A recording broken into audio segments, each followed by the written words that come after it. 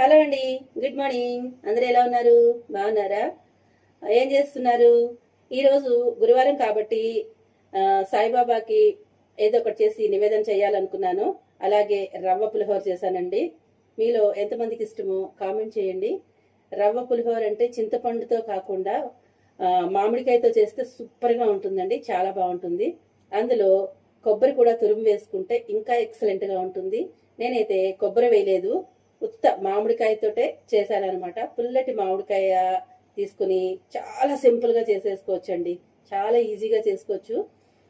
అదే నేను చేశానమాట ఈరోజు. పిండి పులిహోర చేసి రవ్వ పులిహోర. పిండి పులిహోర అంటే మళ్ళీ బియ్య పిండి అనుకునేరు, మేము అలా అంటాం అనమాట. రవ్వ, బియ్యపు రవ్వతో చేసిన పులిహోర అండి.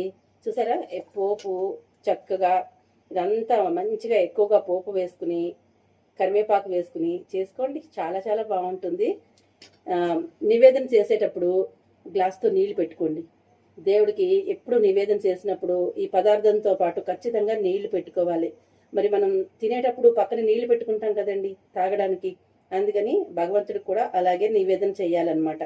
ఇలా పెట్టుకుని రెండు నివేదన చేసి మీరు రుచి చూడండి తర్వాత. ఇప్పుడైతే నేను ఇంకా రుచి చూడలేదు, నివేదన చేసిన తర్వాత రుచి చూడాలన్నమాట. నివేదన ఆల్రెడీ చేసేసాను, ఇంకా నేను రుచి చూడలేదు. ఎలా అయినా సరే వాసన గుమ్మెత్తిపోతుంది, అద్దరిపోతుంది, సూపర్గా ఉంటుంది అనమాట. నచ్చితే తప్పకుండా మరి లైక్ చేస్తారు కదా. Okay, bye.